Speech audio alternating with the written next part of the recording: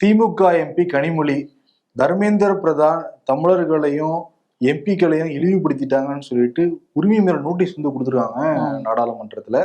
அதே மாதிரி மொழிக் கொள்கை குறித்து விவாதிக்கணுங்கிற நோட்டீஸ் வந்து கொடுத்துருக்காங்க. இன்னைக்கு வந்து நாடாளுமன்ற வளாகத்துக்கு வெளியில வந்து திமுக எம்பிக்கள் ஆர்ப்பாட்டமும் வந்து பண்ணிக்கிட்டு இருந்தாங்க. மத்திய அமைச்சர் எல்முருகன் தர்மேந்திர பிரதான் பேசுறது சரிதான பேசிட்டு இருக்கிறாரு. ஆமா, சரியான பதிலடி கொடுத்திருக்காருன்னு வேற வந்து பேசியிருக்காரு. மாணவர்கள் வாழ்க்கையில திமுக விளையாடிக்கிட்டு இருக்கு அப்படிங்கிறாங்க. நம்ம மக்கள்கிட்டே நம்ம வந்து நேற்று ஒரு கருத்தணிப்பு வந்து நடத்தணும். என்ன சொல்றாங்க நம்ம மக்கள் இம்பர்ஃபெக்ட் ஷோ அந்த வாட்ஸ்அப் சேனல்ல ஒரு கேள்வி வந்து கேட்டிருந்தோம்.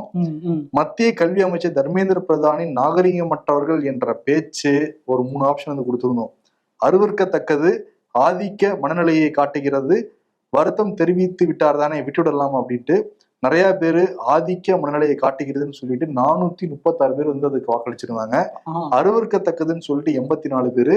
இதே கேள்விய நம்ம விகடன் வெப் டிவிலையும் வந்து கேட்டிருந்தோம், சர்வே வந்து எடுத்தோம். அதுல வந்து அருவருக்கத்தக்கது இதுல வந்து சுமார் ஒரு 5000 பேர் இதுல கலந்துக்கிட்டாங்க. அதுல 58% அருவருக்கத்தக்கதுங்கிறத சொல்லிருக்காங்க. ஆதிக்க மனநிலை காட்டுகிறதுன்னு சொல்லிட்டு 31%, வருத்தம் தெரிவித்து விட்டார் தானே விட்டுவிடலாம்னு சொல்லிட்டு ஒரு 11% சொல்லிருக்காங்க. இந்த மாதிரி நம்ம தொடர்ந்து நிறைய சர்வேக்கெல்லாம் நம்ம வாட்ஸ்அப் சேனல்லையும் நம்ம வெப் டிவிலையும் வந்து நடத்த போறோம்.